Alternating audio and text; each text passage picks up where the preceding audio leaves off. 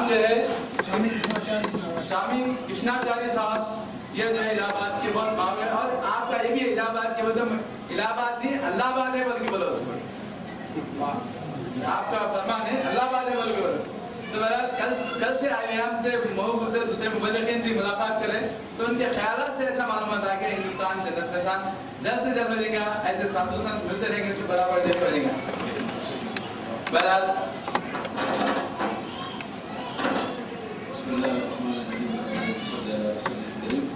ये हमारे लिए बहुत खुशी की बात है कि जगत गुरु आश्रम में वो असल में तो अल्लाहाबाद ही है लेकिन उर्दू में इलाहाबाद है।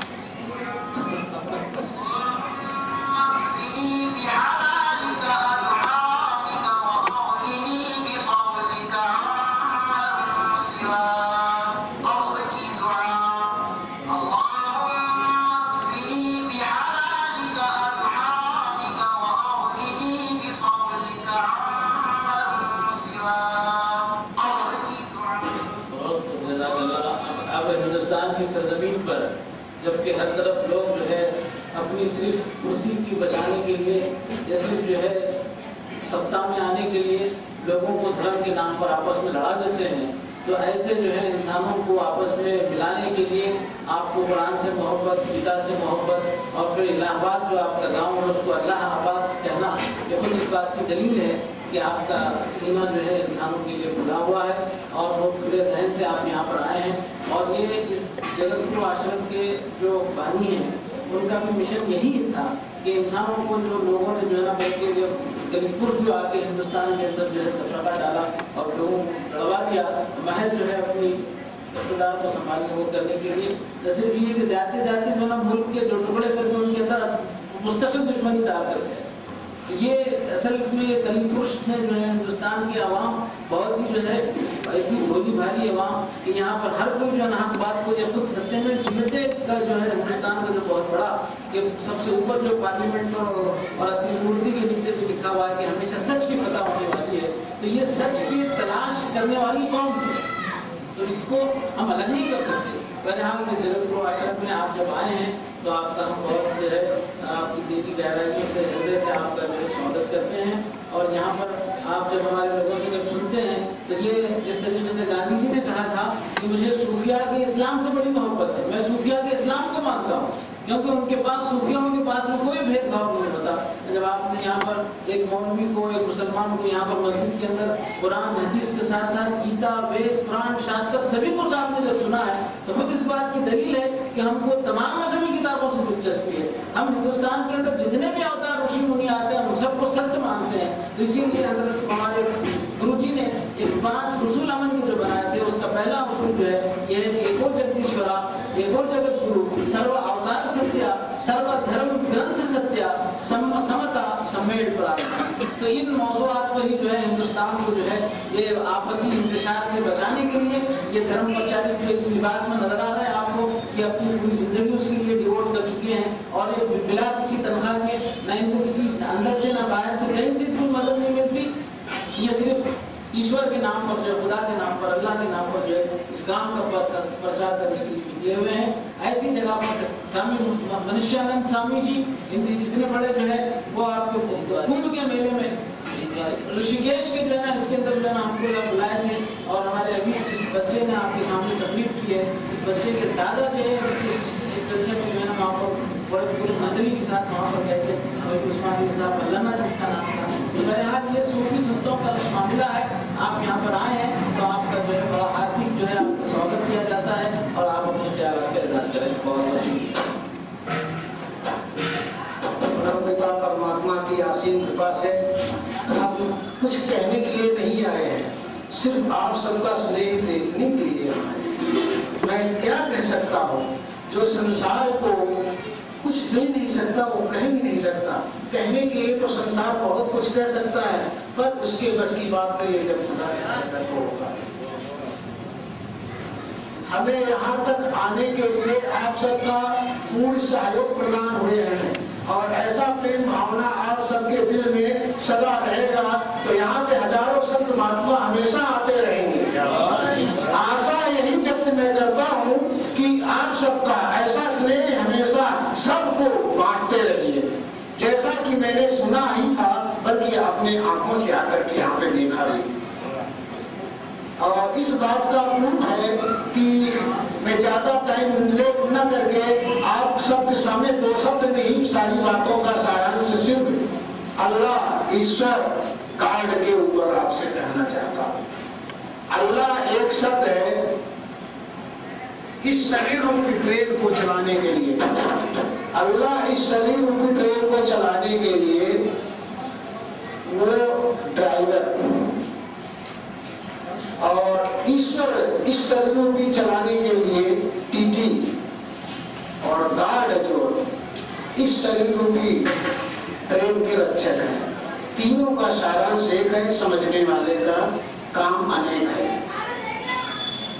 और उसी प्रकार से कुरान बाइबल अर्थ धर्म काम मोक्ष है। जिसको जो वस्तु चाहिए इन तीनों में से मिलता है, इसमें कोई भेदभाव नहीं है। किसी के मन में शंका हो तो किसी भी धर्म को अपना करके वो देख ले। जहां तक मेरा ख्याल है, मैं आप सबके सहयोग से यहाँ पे किस लिए बैठा हूँ, काहे लिए बैठा हुआ ज्यादा न कर करके, जैसे बाढ़ पे आया है सब बाढ़ इलाहाबाद से लेकर के बगल में इलाहाबाद सिटी में खुल्लाबाद है, जो बाढ़ आबाद करने वाला है। जिस नगरी को अल्लाह ने आबाद करके रखा है वो बर्बाद नहीं हो सकता। उस नगरी में हैदराबाद भी है, ऐसे नगरी अहमदाबाद भी है, बगल में औरंगाबाद भी है, सिकंदराबाद भी है।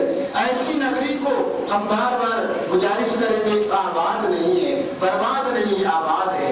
हमेशा कोई बर्बाद नहीं कर सकता। ऐसे महानुभाव व्यक्तियों से सदा मुलाकात होती है। मैं अपने शब्दों के साथ यही पर विराम करता हूँ। बहुत सारी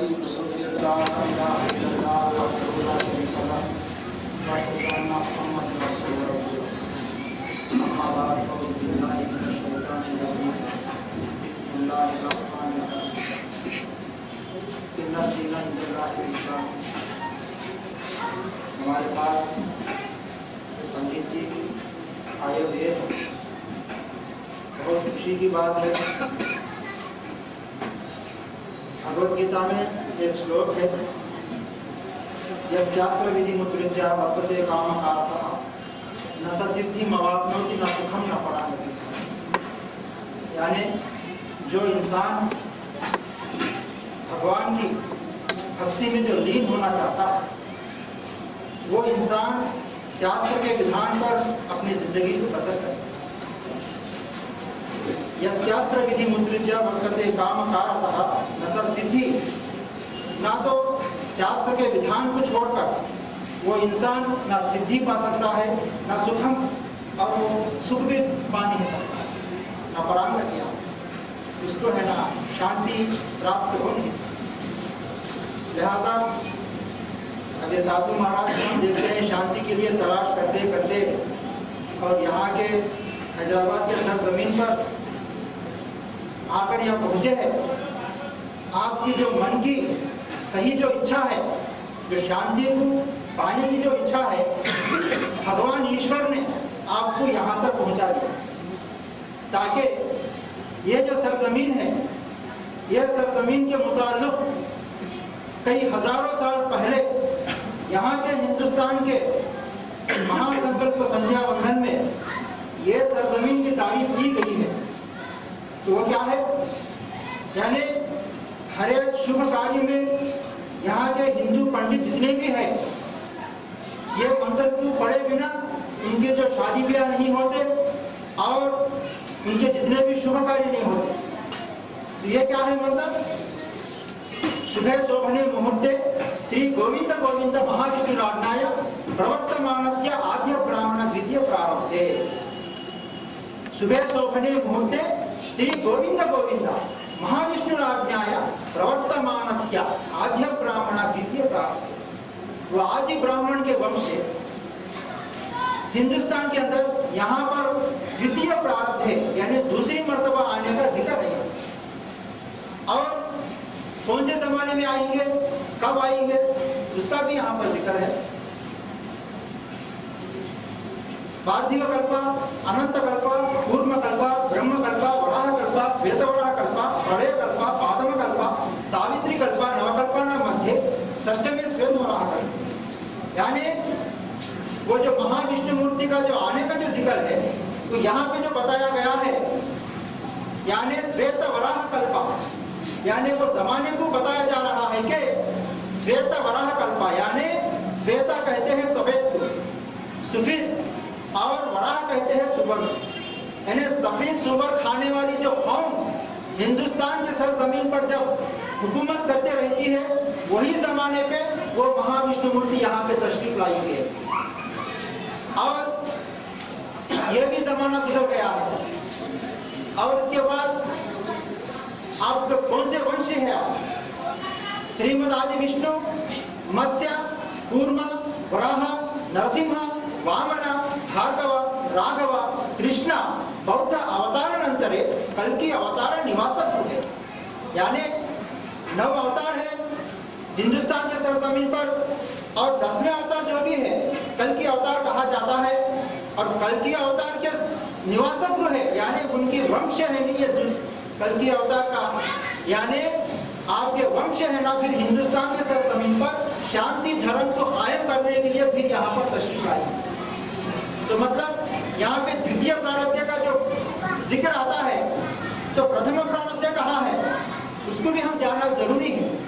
यानी प्रथम प्रारब्ध वो होता है, यानी हिंदुस्तान के सरजमीन पर भगवान कृष्ण के जो सबसे भक्त है वेदव्यास महर्षि, वेदव्यास महर्षि जी ने, और कृष्ण भगवान का जब द्वापर युग में कृष्ण भगवान का जो अमल देखकर आप जो कहते हैं अहम कर्ता केशव परम नास्ति, कहते हैं कि जो कृष्ण भगवान का जो है ना अमल को देखकर आप वो धर्म के लिए जो युद्ध करते हैं, धर्म का स्थापन जो करते हैं, उसको देखकर क्या कहते हैं? केशव परम नास्ति, यानी केशव के बाद फिर दुनिया में कोई अवतार आने वाला नहीं है शांति धर्म स्थापन के लिए। फिर उसके बाद चंद दिनों के बाद उनके जो भक्त हैं, कृष्ण भगवान के जो भक्त हैं, उसमें 2 टुकड़े हो गए। तो उसमें चंद लोग है ना केशव के बाद फिर दुनिया में ईश्वर आने वाला है और उसका भी लोग जिक्र करने वाले हैं, वो हमारे पास जिक्र हुआ है, लेकिन हम आपकी बात को नहीं मानते। बात लोग ऐसे है, ये तो कृष्ण के सच्चे भक्त है, आप जो कहते हैं इन्हीं के पास सही है, बोलते बात लोग है ना इनके तरफ हो गए, यानी जमात में 2 तरफ डिवाइडिंग हो गया। तो चंद दिनों के बाद फिर उनको हाथ पैर को जब है ना पालिश की शिकायत होगी, जब आपने भगवान किया